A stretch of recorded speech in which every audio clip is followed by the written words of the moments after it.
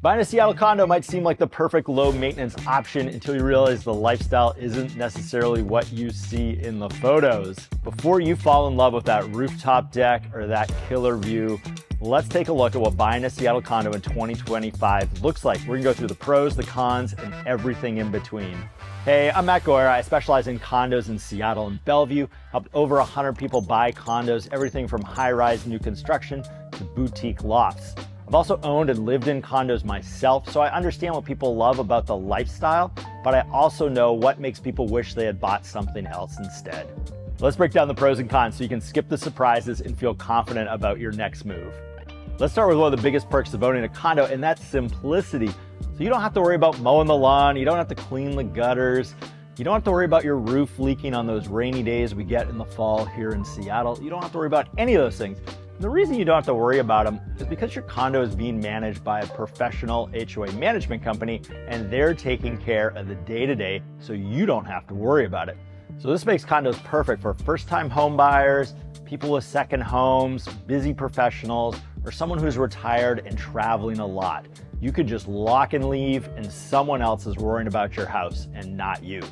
But that low maintenance lifestyle, it comes at a cost. Let's talk next about HOA dues, which can be a surprise for many when they're buying their first condo.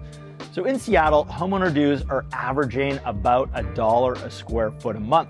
So that means if you're looking at a one bedroom, you're looking at around $500 to $700 a month. If you're looking at a two bedroom, often you're looking at between $800 and $1,200 a month in HOA dues.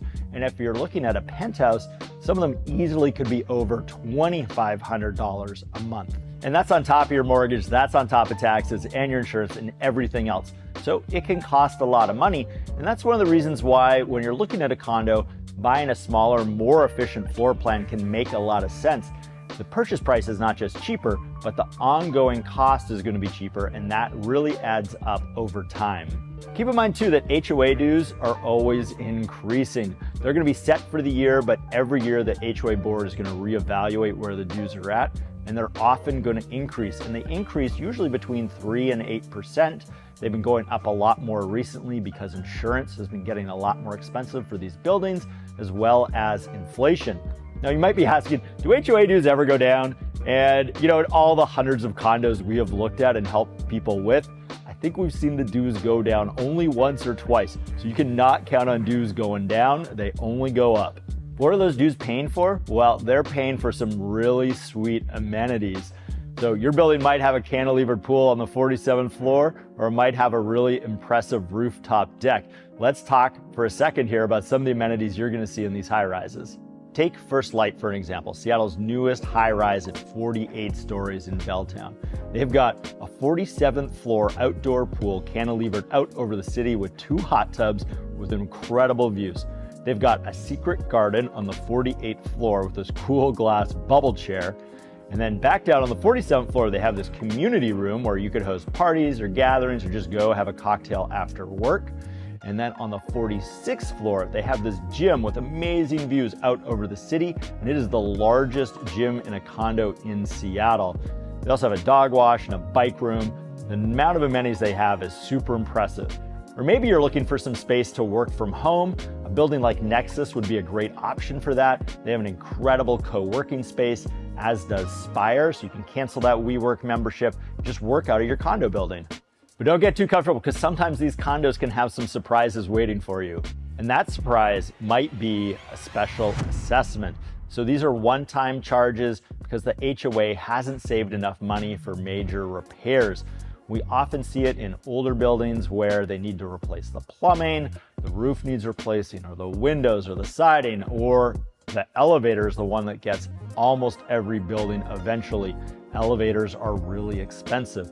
And the reason why special assessments come up is usually because the homeowners association hasn't been doing a good job planning for the future and saving enough money. We'll talk more about avoiding special assessments in a second, but let's talk about a reason why condos are really great. And that is, in Seattle, they're often a lot cheaper than buying a single family home. In Seattle, the median price of a single family home is about $1 million. On the east side, it's approaching $2 million. These prices are crazy. Seattle homes are really expensive. And so when you're looking in neighborhoods like Capitol Hill or Queen Anne or Ballard, where they have both condos and single-family homes, condos can offer a much more affordable entry point into those neighborhoods than single-family homes. The other big difference is the amount of competition.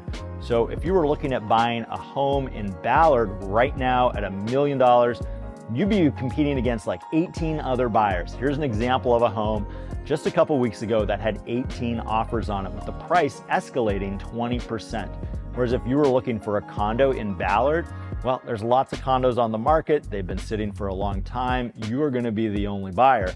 The other great thing about condos is that they're a lot newer than single-family homes. So the majority of single-family homes in Seattle are about 100 years old, whereas the condos were all built in the last 40 years, most of them built in the last 20 years. So you're gonna find something that's newer and better maintained than buying an old single-family home.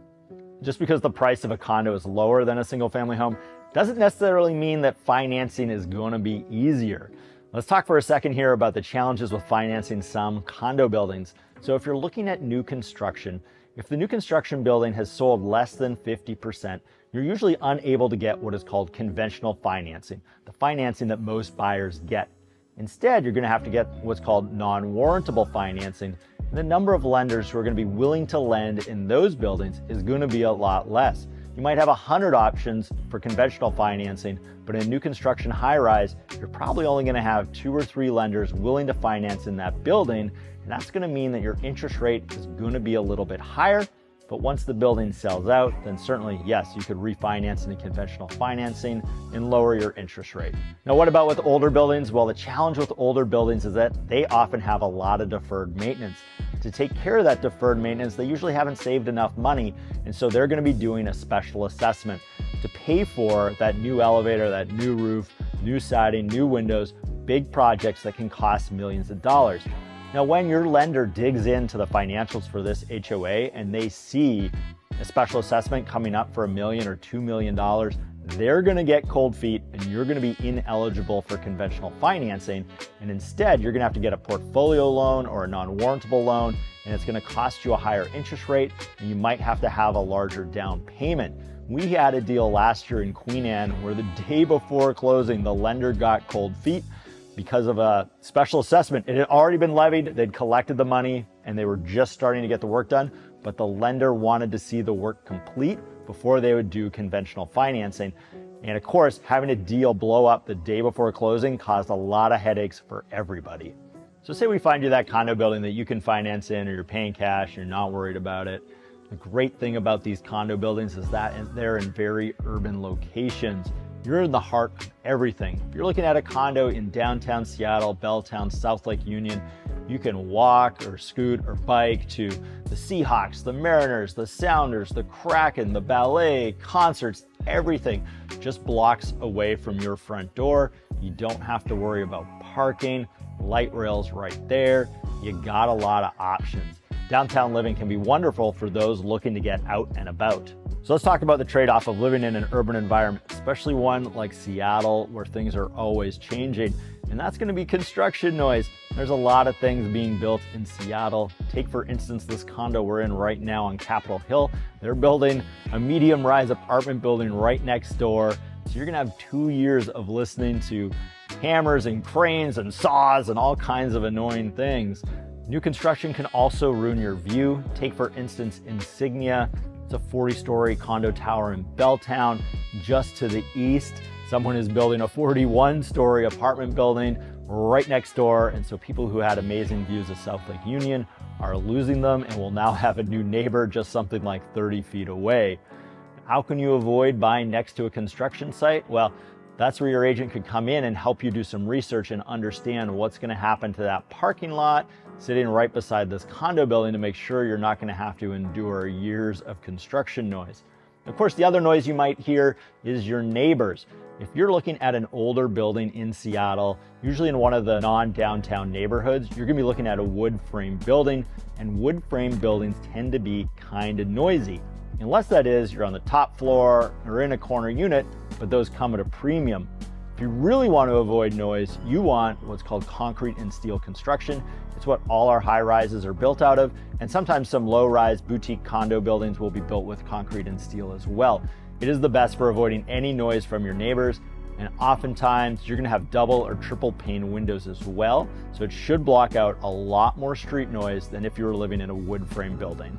Now, one of the advantages of living in a condo is that you have much more predictable monthly housing costs. So assuming you're buying into a well-run building with a well-run homeowners association, they're gonna be taking care of all the savings to make sure that the work that the building needs in the future is taken care of. So you can rest assured that your HOA dues for the next year are gonna stay the same.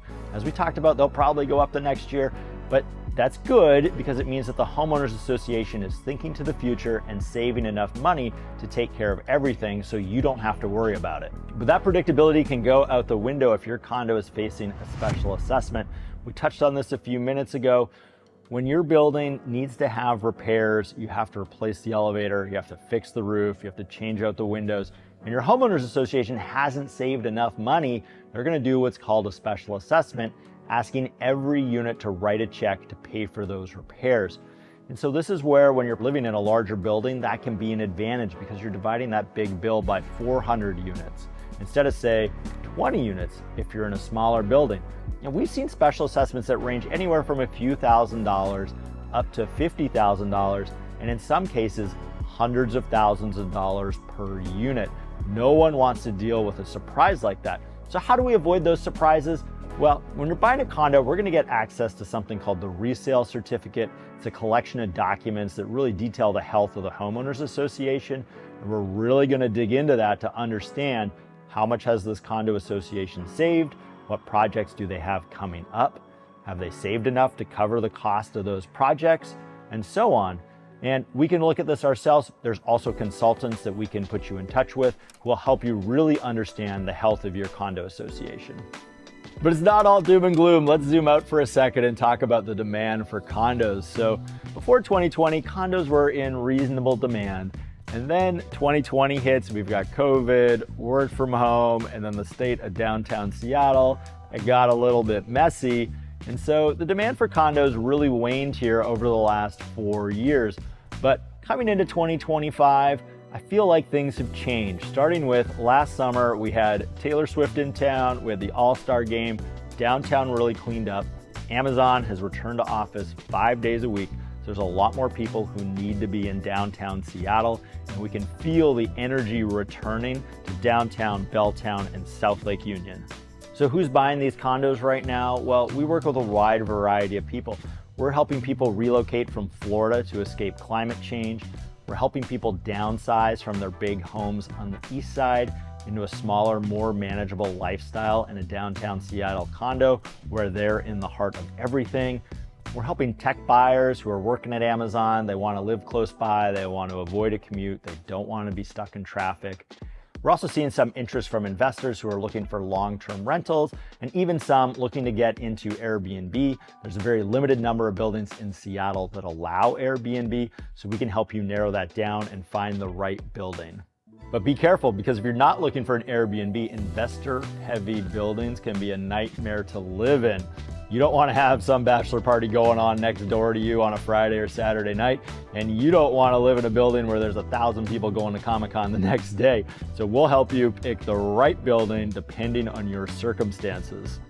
The other issue with investor-friendly or investor-heavy buildings is that if the owner occupancy rate is too low, that can also trigger some financing issues and make you ineligible for conventional financing, and you'll have to go for that more expensive, non-warrantable financing. So we can help you avoid those pitfalls simply by asking the question, how many people live in this building who own in this building? Lastly, what could end up being a pro or a con is the agent you end up working with to help you on this journey. Because buying a condo, it's not just about that view or the amenities or getting a good price. There's so much more to it than that. You're really gonna have to understand the health of the building, the health of the homeowners association, what's going around that building. Because we want to make sure that once you get the keys to your dream condo, there's going to be no surprises once you move in, and you are totally and absolutely thrilled with your purchase. So that's where I come in. I'll guide you every step of the way from start to finish so that we help you find the perfect condo in the perfect building in the perfect location. So if you're looking to buy a Seattle or Bellevue area condo, be happy to help. My contact info is below. Feel free to call or text. We've helped over 100 buyers, everything from new construction high rises to quirky lofts and everything in between. If you found this video helpful, check out this other video on Seattle area condos. It'll really help you start your search.